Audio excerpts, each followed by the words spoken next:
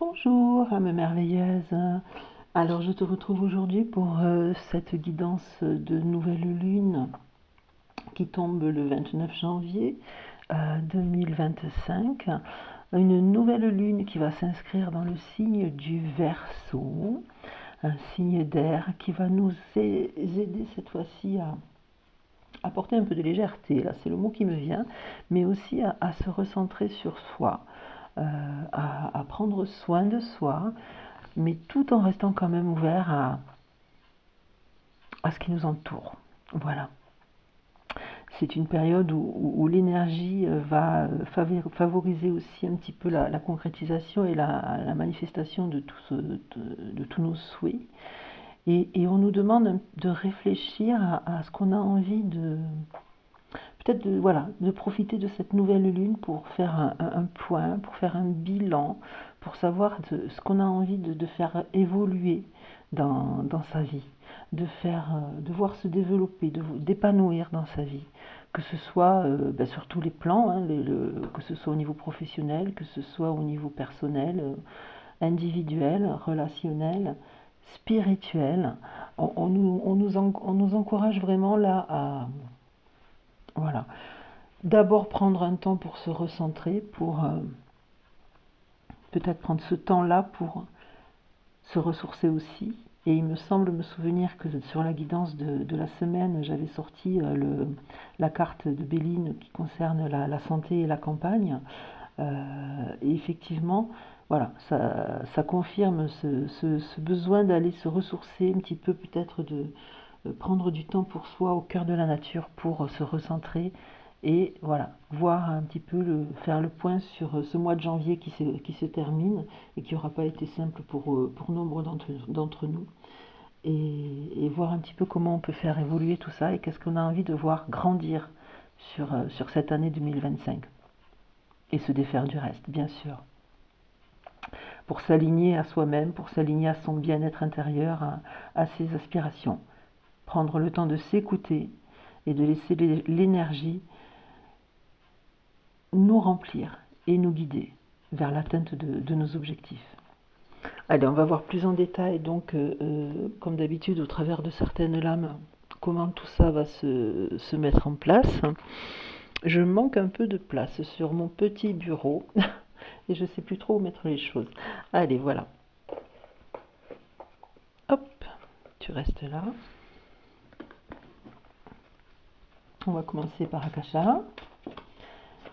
Donc tu sais hein, bien sûr que toutes ces guidances que je te propose, ce sont des guidances intuitives, mais bien sûr généralisées, puisque je m'adresse au plus grand nombre parmi nous, au travers des différents médias et des différents réseaux.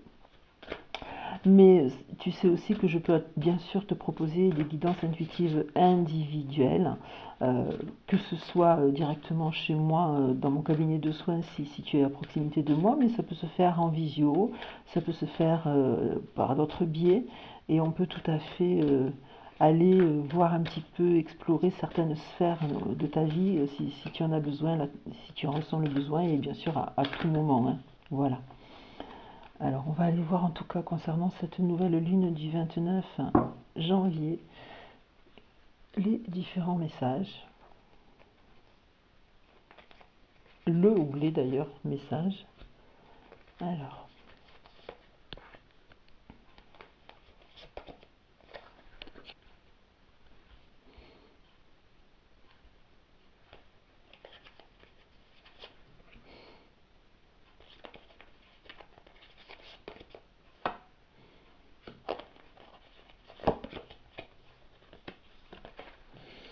Voilà. Et en dos de deck, donc je te montrerai hein, les cartes comme d'habitude, mais là sur le dos de deck, on a le combat qui était sorti aussi sur la guidance de la semaine, hein, je me souviens. La perte, l'imposteur et l'abondance. Regarde comme elle est belle celle-ci. Allez, voyons voir ce que ça nous raconte. Donc on a le foyer, la bienveillance, le mensonge, le cercle. Tout ça, c'est la culpabilité. Ce sont des cartes, les sentiments exacerbés, qui ont un lien quand même avec cette guidance que je t'ai proposée là pour la semaine cette semaine, du 26 janvier, là, où tombe cette pleine lune, cette nouvelle lune, pardon. Effectivement, il y a quand même des liens des corrélations qui se font entre les deux. Et si tu n'as pas écouté la guidance de la semaine, je t'encourage à aller l'écouter. Tu verras, tu pourras faire le lien toi-même. Notamment la notion de... alors, ce qu'on retrouve là, bien sûr, c'est le côté comme ce que nous demande de faire cette nouvelle lune là qui tombe le 29 janvier. Le foyer, c'est vraiment la notion d'aller c'est pas un repli sur soi négatif, c'est vraiment le côté voilà, rester un petit peu dans son antre, au cœur de notre endroit ressource, avec les personnes qui sont nos personnes ressources et qui constituent notre foyer aussi, pour justement voilà, prendre le temps de faire un peu ce bilan et faire sortir et faire jaillir ce qu'on a envie de devoir progresser et grandir dans notre vie. On retrouve les sentiments exacerbés. Hein. On retrouve les sentiments exacerbés avec cette période-là de début d'année qui, pour certains parmi nous, est vraiment pas sympa et nous secoue pas mal. Mais encore une fois, hein, c'est pour aller vers quelque chose de meilleur. Le vol, la perte là, voilà. On a la perte et tout à l'heure, l'autre jour sur la guidance de la semaine, j'avais sorti aussi le vol, la perte dans Béline. Donc c'est vraiment cette notion de se délester. Cette personne-là, si tu regardes bien, on voit bien que elle laisse finalement tomber tout ce qui doit tomber, et on retrouve là, hein, on retrouve ce tourbillon là des sentiments exacerbés, parce que voilà, c'est des choses que tu portes et que tu n'as pas besoin de porter, et qui te pèsent et qui t'empêchent, voilà, qui te maintiennent dans ce tourbillon.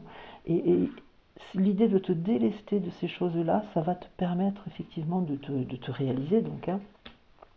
Et on retrouve, voilà, l'imposteur. Alors l'imposteur qui nous dit, on avait la trahison hein, sur la guidance de la semaine, l'imposteur qui nous dit effectivement qu'il y a quelqu'un parmi nous, autour de nous en tout cas, qui joue pas franc jeu. Qui joue pas franc jeu, c'est ce qui me vient. Et on retrouve hein, la carte du mensonge avec l'idée du masque là, de faire tomber les masques. Il y a autour de nous, pour certains parmi nous, il y a des gens qui jouent pas franc jeu. Il y a des gens qui finalement sont toxiques et se cachent derrière une fausse bienveillance. Et voilà, il est temps de faire tomber les masques. Il est temps de démasquer l'imposteur. Et bien sûr, hein, toujours une double lecture. Hein. Veille à ce que ce ne soit pas toi l'imposteur, bien entendu, envers toi-même. Et si tu te voiles la face, hein, si toi-même tu portes un masque, alors il est temps de le faire tomber. Il est temps de le faire tomber. On retrouve la carte du combat qui était aussi sur la guidance de la semaine. Ce combat qui n'est pas un combat au sens négatif du terme, qui est vraiment l'idée de reprendre les rênes de sa vie. Vraiment, l'idée de reprendre les rênes de sa vie pour sortir de ce tumulte-là, sortir de cette situation qui est compliquée, sortir de ce cercle un petit peu dans lequel on est enfermé, qui fait comme une boucle là et qui fait que on se sent pris là-dedans et en fait, regarde, non, ouais, bien sûr, le cercle là, il y a toujours cette petite ouverture qui est là et il est temps d'aller vers cette ouverture. Et ce que nous encourage à faire cette nouvelle lune là, de faire un petit peu un bilan, de se délester de ce qui n'est plus à nous, d'aller vers cette abondance qui est là, regarde, cette abondance qui est ici et qui est sortie. Bien sûr, toujours le faire avec énormément de bienveillance. La bienveillance, tu le sais, avec l'amour et la gratitude, ce sont les trois énergies les plus formidables et les plus puissantes qui puissent exister dans l'univers et sur cette terre, et en nous. Et ce sont ces trois énergies-là qu'il faut nourrir, bien entendu, et faire grandir dans tout ce qu'on fait. Et il est important que voilà, pour conclure, pour mettre un terme à des situations, à des relations toxiques, à quoi que ce soit qui te chagrine actuellement, il faut toujours le faire avec énormément de bienveillance parce que eh bien, nous, on est responsable de ce qu'on fait nous et chacun et les autres en face sont responsables de ce qu'ils font, mais des fois, ils font aussi avec les moyens qu'ils ont. Donc, voilà, ça sert à rien d'accabler, juste accueillir, constater, mettre un terme, mais toujours avec beaucoup, beaucoup de bienveillance. On va aller voir ce que Béline souhaite apporter comme information supplémentaire à... Oups, là. Voyons voir. La sagesse, tu vois. Hop. Eh bien, l'étoile de la femme. Et ben voilà. Oh là, il y en a trop quand même. Hein. Là, il y en a quand même trop. Hop.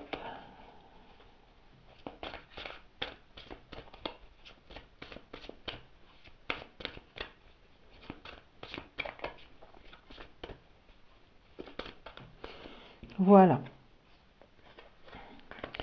Et en dos de deck, nous avons le retard. On retrouve le vol, la perte qui était sorti aussi sur la... Et la perte qui est sortie, hein, tout à l'heure aussi sur le dos de deck ici. L'appui. Et la nouvelle. Alors, qu'est-ce que tout ça vient nous raconter? Donc, la sagesse associée à l'étoile de la femme. Alors, l'étoile de la femme, tout simplement, ça peut être que tu es toi-même une femme, ou qu'une femme autour de toi va t'apporter aussi son appui, hein, puisqu'on a l'appui qui est sorti là. Et sa sagesse, j'ai envie de dire, mais surtout sa douceur. Hein. L'étoile de la femme, c'est l'équivalent de la carte Yin sur Akasha, et c'est voilà, s'apporter de la douceur, s'apporter donc de la bienveillance, et faire les choses avec beaucoup de douceur et de bienveillance, donc avec beaucoup de sagesse finalement. Le feu, eh bien le feu, c'est là aussi pour nous dire que voilà, on est encore un peu dans le tourbillon de ces situations là qui s'enflamment et qui nous brûlent peut-être un peu aussi, hein, intérieurement et émotionnellement. Mais tout ça, effectivement, voilà, le vol, la perte, à associer bien sûr à la perte qui est sortie ici sur Akasha, pour nous dire que on doit se délester de ce qui n'est plus à nous, on doit vraiment se libérer de cette situation-là qui nous pèse et qui nous apporte des retards aussi dans notre évolution, dans les choses qu'on veut faire, qu'on veut réaliser. Ça peut retarder, le fait de trop s'accrocher comme ça peut retarder. Donc il faut se délester et ne pas hésiter à chercher l'appui. Hein. Tout à l'heure, enfin, il me semble aussi que sur la guidance de la semaine, il y avait l'association qui était sortie, donc ne pas hésiter à aller chercher l'appui, alors peut-être d'une femme, mais en tout cas d'une personne ressource, une personne pleine de sagesse qui peut aussi nous aider à aller vers ce que l'on souhaite, encore une fois. Donc je prends l'oracle de la forêt de Gaïa pour aller chercher une dernière lame concernant cette guidance de nouvelle lune,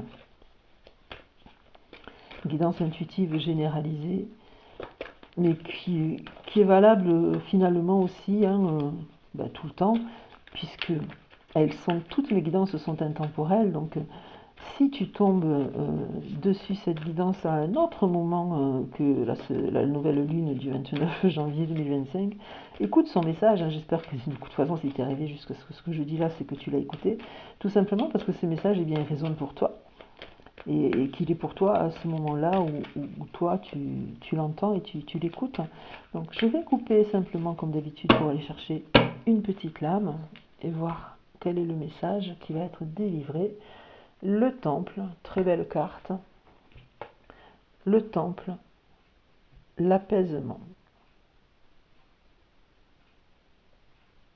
Et je vais aller chercher le message dans le petit livre. Il s'agit donc de la lame numéro 23. Le temple. Le temple est le lieu des rituels sacrés. Il incarne la pratique des traditions spirituelles et des enseignements sacrés. Le temple représente votre propre sanctuaire, un espace sacré où vous pourrez trouver la paix intérieure. Les mots-clés sont protection, sagesse, famille, union. Hein, voilà, je fais des liens avec l'autre guidance, la guidance de la semaine, mais voilà, il y avait l'association. Là, on retrouve l'idée du temple, du sanctuaire, et il y a la carte du foyer. La sagesse qui est sortie à Béline. Je continue. L'interprétation. Le temple est un endroit où vous serez en harmonie avec vos croyances et vos valeurs spirituelles. Il rappelle l'importance de s'entourer de personnes partageant des aspirations similaires. Il est un puissant symbole d'apaisement et indique que vous êtes appelé à rechercher une connexion plus profonde avec votre spiritualité. Dans vos rencontres et interactions avec les autres, permettez au temple de vous guider vers des connexions authentiques et significatives. Cherchez des âmes qui partagent vos valeurs et qui peuvent vous inspirer dans votre cheminement. Soyez prêts à partager vos connaissances et votre amour avec ceux qui sont prêts à les recevoir.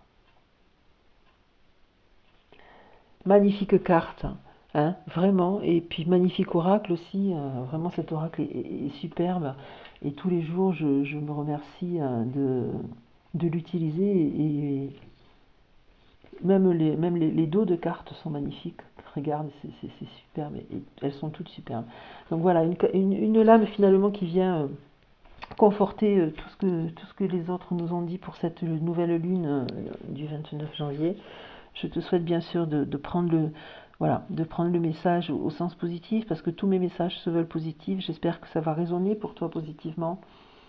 Je t'encourage à aller te recentrer, puisque c'est quand même ce qui ressort fortement de cette guidance, pour justement faire toi-même ton propre bilan intérieur, pour savoir ce que tu as envie de voir grandir et ne pas hésiter à te délester de tout ce qui te maintient enfermé.